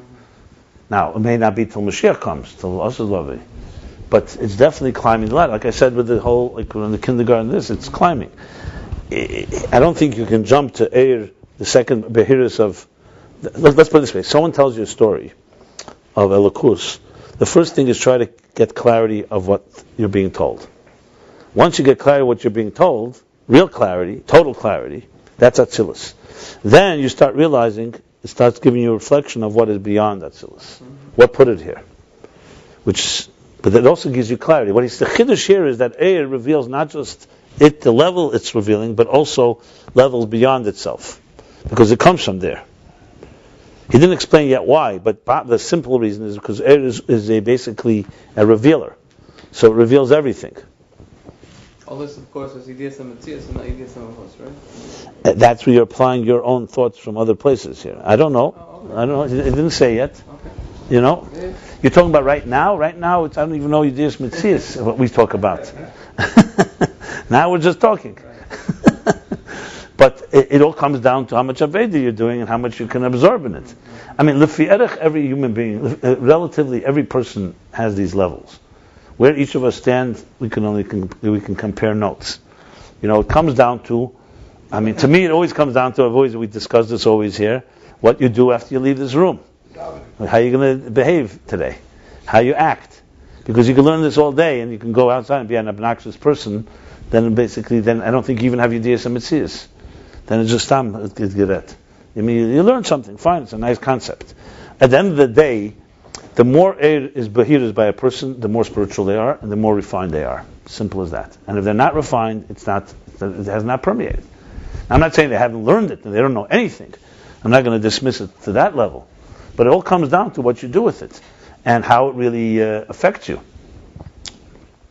When you say, you sometimes saw, I remember the end of Yom Kippur sometimes, you could literally see on the Rebbe, when he went out after Yom Kippur with a kittel, I saw it in the early years more than the later years, for me at least, you could see his face was like almost transparent. Like translucent. Sometimes you see his skin is almost like not there. I'm not saying miraculous even, it's just a certain, like you could see a person went through a real refinement. And I don't want to compare it to others, but you see sometimes other Chachmas Adam Teir Panov. It's not a magical thing. You sometimes see a person, not always, but you could see a person that they've either because they've learned something just then, or because their face glows, and that means what's glowing. It's like what I said. You don't see of course the face is there, but you see a deeper glow. And so when the Rabbi Yehuda came in the Rishalmi, says he came into the town. And they asked him, and all the goyim there, they saw his face was glowing, so they all speculated. One said he must have eaten a good piece of chazah. Another said he must have been malva beribus. He must have gotten a big high interest. Another one said something else. As they all projected what they would give them, make them glow. And then they asked Rabbi Yehuda, so why is your face glowing? He says, because he found Tesef the Chadata. He found a new text, a new chiddush, a new manuscript, basically. So my point is that there is that element where you see, he used before the example of the eye, that the physical eye has a certain translucence to it that allows light in and out in a proper way. If you put the nose where the eye is, it would not be a keli for vision. So you see places where the kelim are very, very, what's called translucent, very, very, the veil is very thin. So I guess that's what it comes down to in what he's discussing here. Look, he's talking the concept. Now he's going to say, one second, you'll see he's going to be Lasid Lavi. So did this, Avram, got it? The first level, why can't you say this is the... Why can't we just jump to the higher level you want to say? What's that from the Alamaisis, right?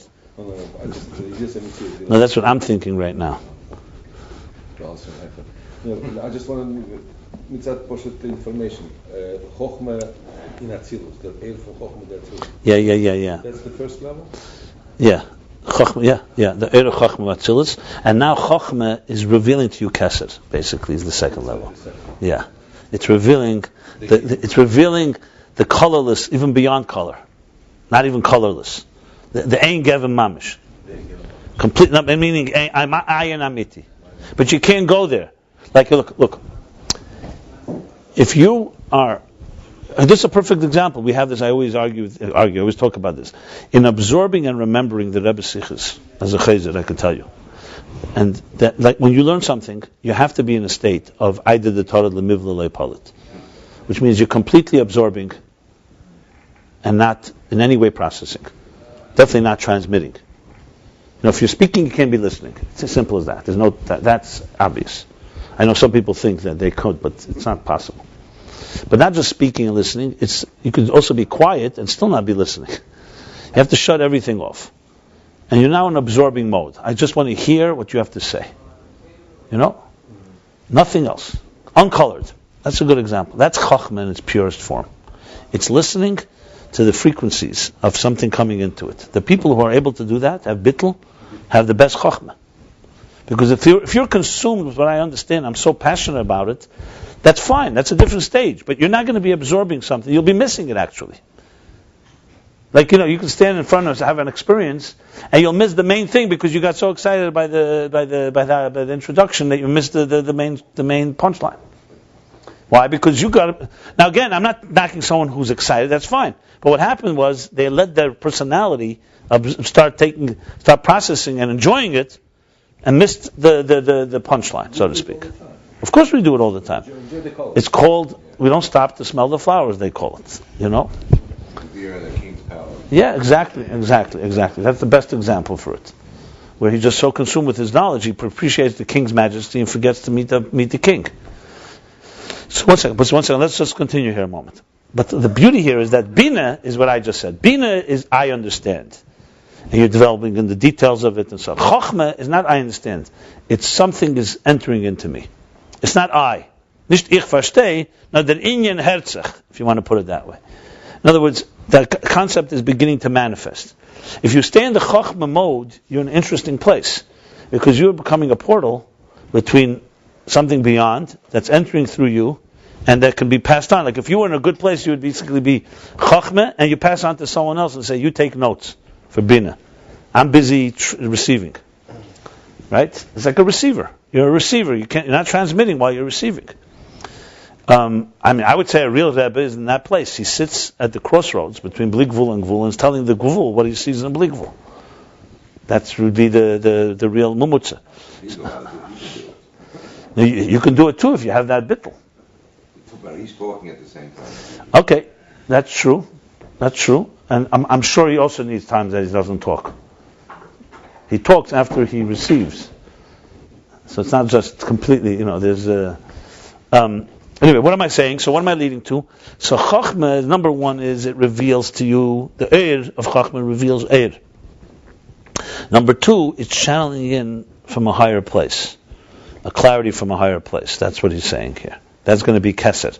He doesn't say it right now, but it is the level of Kesed. Did everyone say that when he used to get the Maimorim correct, he's first learning them at that point, he was just, when he was saying it, he wasn't even coming to his throat, But first of all, the Rabbeim also, they all prepared to say their Maimorim. They never said a Maimor unprepared.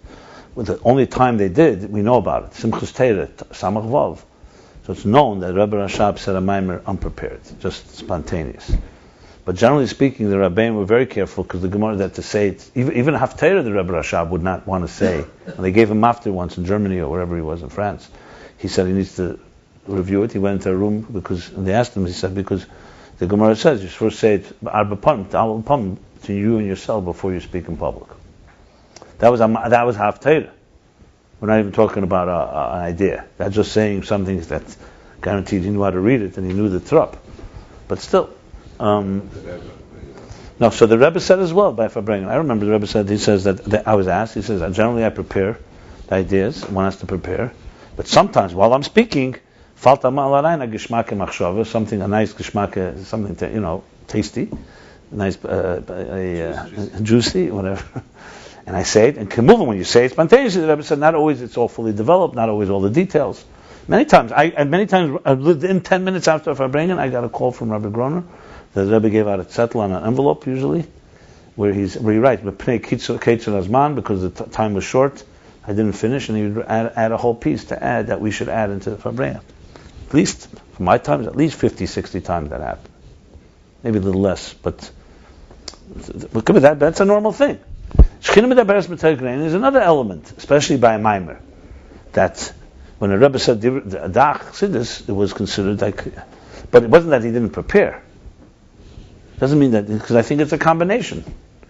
It's like, Moshe Rabbeinu, even a channel when you're a Novi has to have, there's some element of intelligence there. But there's levels of it. Sometimes it's more Chochmah and a little Nevuah, sometimes more Nevuah, a little Chochmah, but Moshe, I'm sure, when he spoke to the Eden, even when he spoke Mamish God's command, he understood what he was saying. It's just that he wasn't focusing on his understanding, he was just giving over what he heard. But there's levels of this. I don't know if it's a black and white, thing. Because at the end of the day, Moshe had seichel too.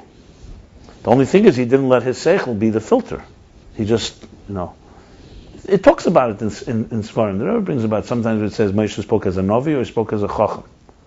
He's speaking as a Novi, or is he speaking as wisdom? Sometimes Torah, sometimes Nevuah. Actually, better put. Like a Rav or Paskins, if you came to Moshe for a psak, you don't want him just channeling from above. You want him to hear the arguments, and then you want him to use his wisdom of Torah to paskin, not just to look in heaven, what's the psak. As a matter of fact, you're not even allowed to do that. Right. Okay, so going on here. So You need the mitzvah. At the end of the day, you can't just stay at the level of the heroes. so this is what he means here. Okay. Shagilu b'chinas behirus. Because you could say, for example, let's say this room is dark. Okay, a dark room.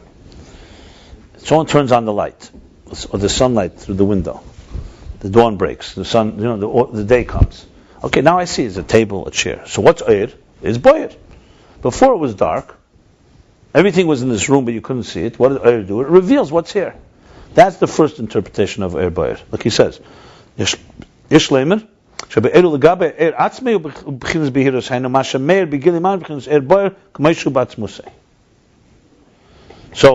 there's no filter. Once there's light in the room, it shows you everything that's here. There's nothing concealed. But it doesn't tell you that this light that's revealing what's in this room is revealing what's going on in a different room, or what's going on behind the scenes in this room. That's the second thing. He's saying is Eir Bohir, the element of Behirus, is that it's also in Abirus Megalas Eretz Shalamayla Atzilus. It's not just revealing what's in the room of Atzilus, it's also revealing something beyond Atzilus. Now that in physical light you're not going to find. By you seeing what's in this room, it's not going to tell you, well, I mean, you could say technically, tell you who built the room, who set it up, who maybe designed it. But that's an example. That's why he says, this is telling you like the inner secret, like he said, what we learned, the hidden thoughts and the awe. Remember, our flaw was I use the word, the grandiosity of the divine. Remember, Maven Dover Metech Dover. From understanding the world and the beauty, you can come to the grandiosity of the divine. But now, Shagili B'chinas Behiris. But there was a story. Now the revelation is in a form of total clarity, total transparency, like as if you're there. The Gam Commission is Barleel Binyan Vahayavai Lakim, and also like we discussed earlier in the Vahayavai Lakim, what did we discuss? Shemagala Shemavai Leila. That this Chachma, this Eir in Atzilus,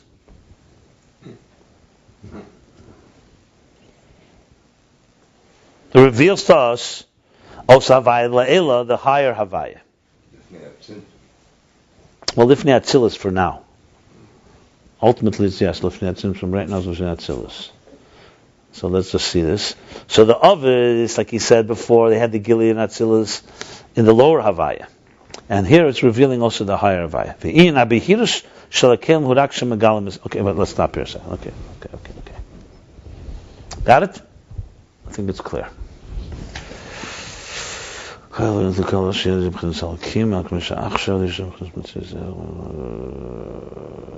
Good. So by creation, Bereshis bara Elokim Mahava was concealed and it created a world like we see right now. Got it? That's concealed. That's a world as we see right now. The Ovis revealed Havaya, the Latata, which is as Havaya manifests in containers, in the Kalim, in the colors. Atzilus. Matan Torah is Havaya as in its pure form, without colors. The Gevan Atzmi, that's Chachma higher than containers. And that's Eir Boyer. And two things in that. It reveals the core, like the white, clear color, but that reveals to you that there's something beyond the white, clear color, beyond colors altogether. Basically, I'm using my words. That's what's going on here. So if you didn't have white, if you only saw red, blue, there was no white, you wouldn't have a path into beyond anything. So you need that. It's like that's how it works. Yeah, that's good. The creation. What? Creation of Elohim is a level of Behiris. No, I mean it's a level of yes. I mean everything's a level of Behiris, but I mean when he's talking here, he says that there is. Yeah.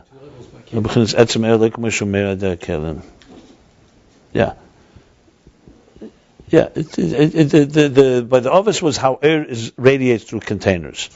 Boyer is how air radiates without containers, or higher than containers. And one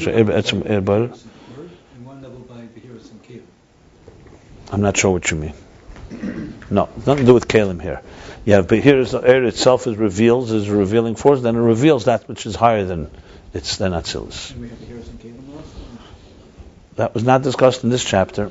I explained it earlier that there's a whole different meaning, but that's not relevant here right now. Well, he's going to continue now and explain. That's how containers are. As I said, the letters are transparent channels to the air within the letters. We're talking now how the energy itself is transparent to higher levels. The only thing I want to say is,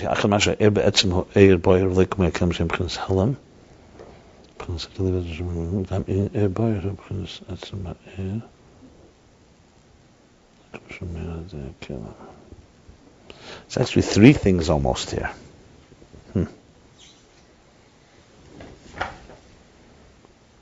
Interesting. Okay.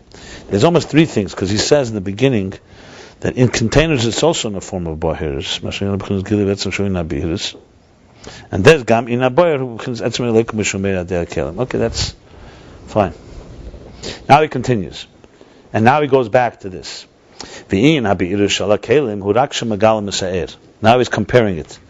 And the behiris of the kelim that we spoke earlier in chapter 116, that the containers also have a clarity to them, the transparency. He says that's only because they reveal energy. Right.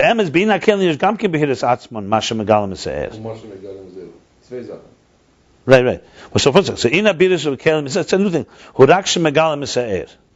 But now he's saying, in other words, by eir we said behiris is because it itself is illuminating and also reveals. By kelim he's saying that they only here to reveal. In other words, letters on a page don't have any revelation. They reveal the idea within the letters. Eir, on the other hand, has revelation, and then also has a revelation of higher levels. In other words, an idea is a revelation plus reveals things that are deeper than the original idea. Containers, you can say, only reveal what's inside the container, but not the container. Now he's saying, no, be'emes. You hear what he's saying now?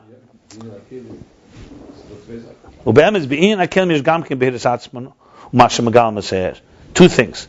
That kelim are not just revealing, like you just said, the air, but they also have within themselves some illuminating element. Okay? So he's breaking it down. Because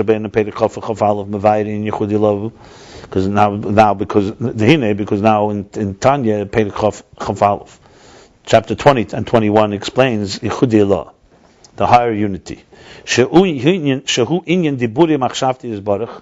That is the union of the speech and thought of God, the divine speech and thought, that are united completely with God in the ultimate unity. Just like the speech and thought of a person when it's still included in his chachma. So before you actually speak or think, the way it's in your mind, in your wisdom, so Dibur Machshir is completely united with you. It's all part of you. Or moving, so he's now saying this Tanya, or moving, it's understood, from this is understood that this is the unity of the containers of Atzilus. That's the Asius. What is he saying in Tanya? In Tanya he's saying that when Hashem says, B'dvar Hashem Shemayim Nasu, God spoke and said, Yehi Oyer. So when he spoke, it created so-called an independent entity called light. But the Dibur within God, Yichudi Allah, that's Yichud Tato. So even the physical light we have in this world is united with the one who said it. Like a stone that's flying, so he's connected to the one who's given it power.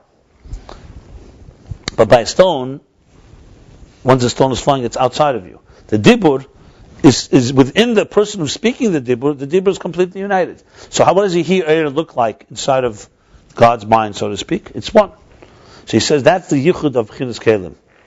Because it's talking about letters. You're not talking about Yichud of Eir, you're talking about Yichud of Kelim. Because the letters, that's the letters, because he and his Kelim are one. And his Vayimaish is born the common Pere Kuf Nun Hey 155. Vayichud the Eris Harihu Lamayla Yichud the Kelim. But the unity of Eris is higher than the unity of containers. We'll explain in a moment. That's why it says Iyu v'chayu, he and his energies are one. Then it says he and his kelim are one. Why doesn't it say Iyu v'chayu v'garmu echad, and you could save extra words? He and his energies and his containers are one. It says Iyu v'chayu echad, Iyu v'garmu echad. which is literally repeating, because there's two different types of unity. So the unity of the union of the Eretz, on the other hand, the mile is higher than the containers. So right now, what do we have here? Going to Atzilus, he wants to say that even the Kalim are not just revealing the air; they themselves also have Behirus. In other words, because those letters are connected to the source, so they have, but they're not the same as the clarity of the Eretz. That's what he's going to explain. This is the difference between Torah and mitzvahs. Daraisa v'kutshabrichu kol echad mamish. Torah and Hashem are kol echad, it says. Daraisa v'kutshabrichu kol echad. V'mitzvahs nikra evorim, ramach bekudim ramach evorim de malka. Mitzvahs are not called one with the divine, they're called evorim de malka. They're the divine organs, divine limbs, right. Ramach bekudim, 248 positive mitzvahs are connected. Ramach evorim de malka. They're the 248 divine of the king, the king's limbs. Like he says in Tanya Perek of Gimel. You see how all this goes back to the beginning of discussion of Levushim, because going back now to evorim and to yeah, let's see where he's going. Even though these organs and limbs are also connected, they're not like a garment that you put on that's detached. It's connected. What is an arm and a leg? It's an extension of a body that's part of one human being. And also it's a seamless channel of the soul's energy. It's not like for example, I remember when I used to write sikhs, I used to write, and I learned to type. And it was not so easy to transfer. Your hand is far more of a keli in communicating, like your speeches, than to once you have to put it onto keys. Once you're using, like for example, to walk is one thing, but to learn to ride a bike, or to learn to ride, you have to learn something else, because you're learning to extend your abilities on an outside container. So evorim are not like that. Evorim are natural extensions of your soul's faculties. So they're also miyuchad. They're also united. You can't say they're not united. That's what he's saying here. But you can't compare the unity of your arms and legs, your organs, your limbs, to the yichud of your faculties with the soul. Because they are actually spiritual and ethereal faculties and completely united. So for someone to say like this, we have a physical eye, you have the power of vision, and you have your soul. They're all connected. It's one seamless flow. You open your eyes, you see automatically. You don't even need any effort. But the physical eye is one step lower than the actual power of vision that's coming from the soul, because the power of vision is still an energy form, and the physical eye is already a physical entity. So it's a physical entity that's connected. That's Kalim. So the Kalim are connected, but they are by themselves not spiritual. That's why the soul doesn't create the body. You don't just have a soul comes down, and the body has to have substance. That comes from the parents. The body comes from a higher source than the Kalim are. That's a separate issue. That's its root. But it's still not coming. The soul, in other words, it's not like the energy of the soul comes in and your body suddenly forms. That's why also, God forbid, at the end of life, the body remains even though the energy leaves. So the Kalim itself, like I said before, they're created through distance. They're detached. However, they're detached entities that are united now and being used as seamless containers for the energy. But you can't call them energy. You're not going to say your eye is energy. You're going to say your eye is a container for energy. And it's a conducive container. Where let's say a table is not. And it's fitting. Remember, he said Kalim are tailored to the energy. It's just really dissecting it properly. You have to dissect it. So we have here is the Kalim are also Behiris. Like the eye, he said before, is a translucent eye. But you can't compare the translucence and the transparency of the physical organ, limbs and organs to the transparency of the faculties. So going back to Evan Sapir, what he said with Evan Sapir, if you remember in the beginning, he said was, Levushim are garments altogether. We're not even talking about Levushim now. Levushim are not even like the physical body. So basically, Torah, then we talk, that's Levushim. The garments, he said, then there's Levushim Yuchadim. There's the body, or the body to the soul, or the faculties to the soul, and that's already, like he says here, the mitzvahs are evodim. They're like the faculties. Torah is the soul itself, basically. Or I would say no. Torah is the energy that enters into is the faculties that enter, and the evodim, mitzvahs, are the actual organs or limbs. And this is the difference between echad and yachid.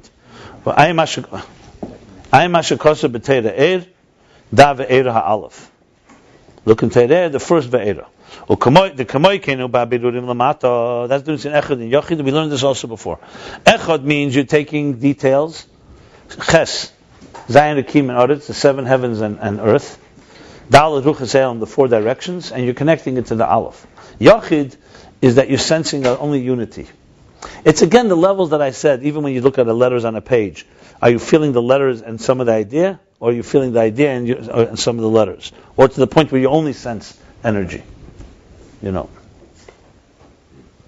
you need both. She says, and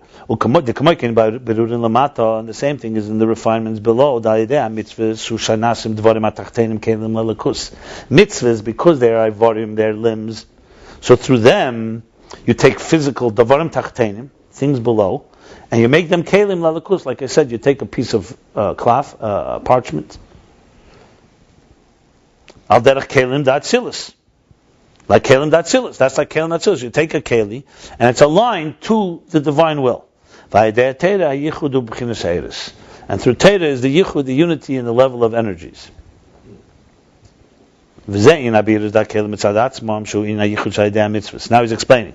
This is that also kelim have inyan of behirus. They also have a transparency on their own. That's the yichud through mitzvahs, that they become united be'echad, in oneness. Echad, not yochid. And the second thing, that they reveal the brightness of the energy. And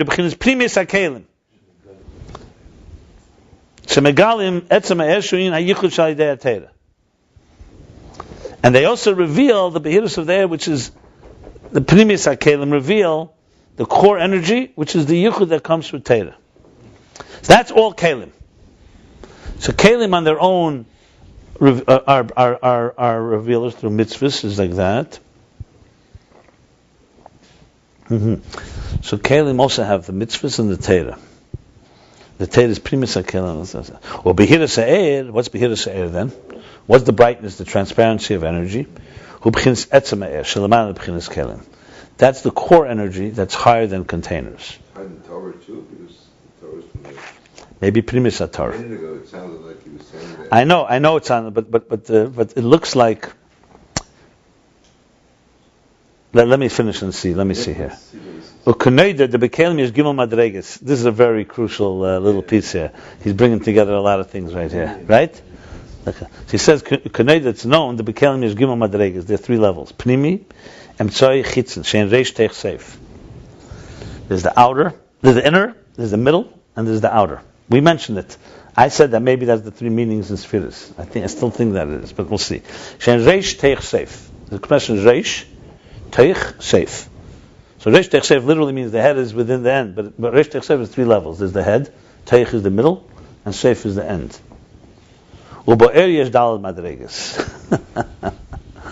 And energy, there's four levels. This is going to need some explanation. Yes, I see. Because that's the energy that's higher than the containers. This is Atzilus Shabbat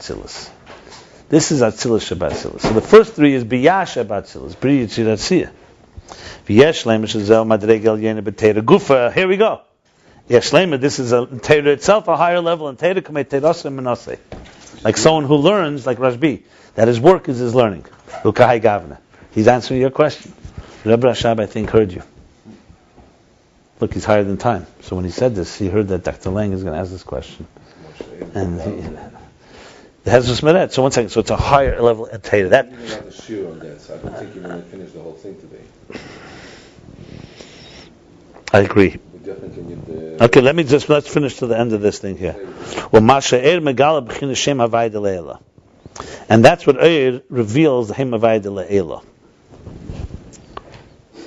So it's not Havaya as it's made in the Kalim, which is the Havaya de Latata.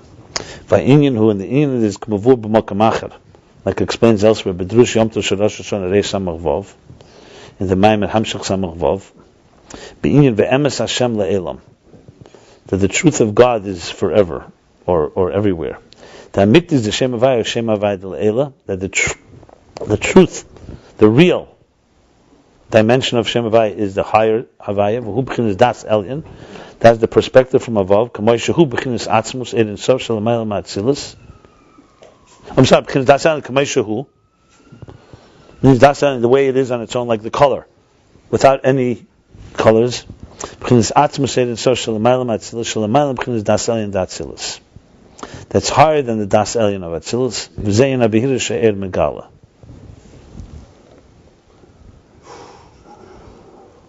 Okay, I'll just say something briefly and then we'll stop here.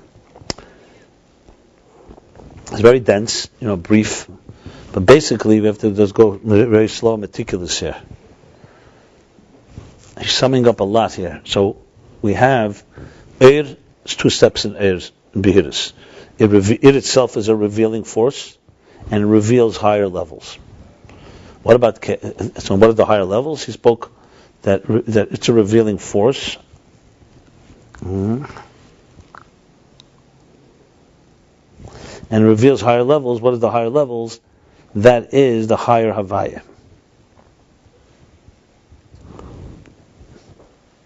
That's how you Havaya Lila Lakim. That will be like in the future. So what will be Alakim then? Alakim then will be the Havaya today. The Alakim then will be Eir Hagvul, and Eir Hagvul will be revealing Eir Habligvul. That's essentially what he says here. So is he counting here through 4 levels in Eir? Hold on. Then comes the Kalim. The Kalim, initially you could say the Kalim, all they do is reveal the Eir. He says no. The Kalim also are revealers themselves. And he explains that because the Kalim are like the words, that's like the mitzvahs. So the mitzvahs, by doing a mitzvah you connect, so that's already, the Keli itself connects. And it also reveals the Eir. That's like Torah. But the Eir, that's Havaya Elikim, the regular Havaya Elikim. Havaya revealed through Elikim, through the Keli. So you're getting mitzvahs in today. When you do mitzvahs, it's a revelation. Mitzvahs is a revelation of the Kelim. You're changing the Kelim. And you learn Torah, you're being mamshecheh. But which level of Eir? Eir Hagvul. Havaya as it goes into Kelim. And that's Havaya like Shemesh U'Magim, the sun and its shield, sheath. The also Havaya will be, everything will elevate. Eir now is going to be Eir Habligvul. That's the real Havaya. So Eir, and that's where the 4th level comes in. So Kelim only have 3 levels. He didn't really discuss what the 3 levels are. I would say it's those 3 things in the Spheres. Mispur, Sipur, and Sapir in the Kelim. So they're revealing Eir Hagvul. And also distantly they also tell the story, you can say, of, but I'm not going to go there right now. And Eir adds a 4th dimension. The Eir Habligvul. The Eir Habligvul, that's higher. That's Das Elyon, higher than Atzilus. So can we read it together maybe? I just don't get the way he says it. Beheer you start Madrigas. When they hit on count, that's how we start to count. That's the 4th level. You're already talking about the 4th level. No, I think that's the first. No.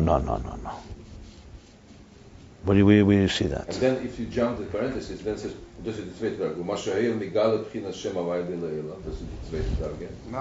No, wait a second. No. That's not how you read it? No, look at the line before that. Right. Here's the Madrigas. Yeah.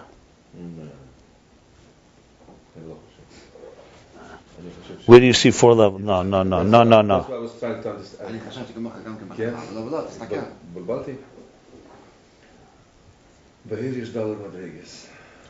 He means a 4th Madrega. That's what he means. Go back one line. Yeah. No, because you're not going to find no 4 here. There's no 4 here. I don't know. No, the 4th is Oh, it's all, everything afterwards is the fourth. There's no four. No. No, don't. First of all, you're going to be hard pressed to find the three. No, for sure not. What it means, the four levels, that we need to explain. I think it means that there's the I'll tell you what I think it means. Do you have Chitzei Nelesh Nechseif in Eir? That's the question. You have to have. I don't know if you have Reish Taksei, but you have something in Eir. Yeah, definitely. You have four levels in Eir. I think he's going to come to. You're soon going to see there's a fourth interpretation of Sfira that he didn't mention yet. It's called Sefer, a book. So there's going to be a fourth interpretation. Yeah. So I don't want to jump the gun here. Let's just stop right now. We're gonna right now. Let's just don't go too complicated. It's complicated as it is. Basically, what he established, this page break it into two parts. One part is about Eir being the main transparency, and that has two elements. Eir is a revealer, and it also reveals the Havai de La'ela, something beyond it, the higher. Kalim now, what's the difference between Kalim and Eir? Kalim also have two things. But Kalim, everything is on a lower level. Kalim reveal the Eir, like the organs, the limbs reveal the faculties. That's like mitzvahs. And it also reveals, what's the second thing? So the Kalim themselves reveal, and they also, the Kalim themselves are revealers. That's like the faculties. And then the Kalim also, that's like the organ, the limbs. And then the Kalim also reveal the faculties, which is like the Torah. And Eir has something more. Eir's Behiris is that it takes you into Bligvul, which Kalim do not take you. Kalim only do is, bottom line is, your body, your limbs and organs and faculties only reveal what's in your soul. It doesn't reveal in Bligvul. Eir reveals the Bligvul, that something's beyond. It's not some sort of Bligvul. Behiris means clarity, that's all it means, transparency. That means it's not blocking. It's not like a garment that's blocking, it's a revealer. It's a revealer. I would think it touches the Bligvul. That's another discussion. It touches the Eir and through the Eir. Yeah. Let's put it this way. Keli cannot reveal to you Bligvul like Eir reveals to you Bligvul. That, you understand? That's what you need to know. The point here is it's not garments. A Keli is already not a blocking garment. It's a revealer. The question is, in other words, a Keli begins the channel. Remember, letters on the page reveal ideas. It's the ideas that reveal deeper ideas, not the letters. The letters, if they join with ideas, they together with ideas will reveal deeper ideas. So obviously, at the end of the day, you're going to get it all joined. But technically speaking, Kalim are Kalim to Eir, and Eir is Kali to higher Eir, if you want to put it like that. Let's stop here. We did this chapter 120. We're going to need to go through this a little more deeper. It's the end of the Maimer Chanukah almost. Page 231 and 232.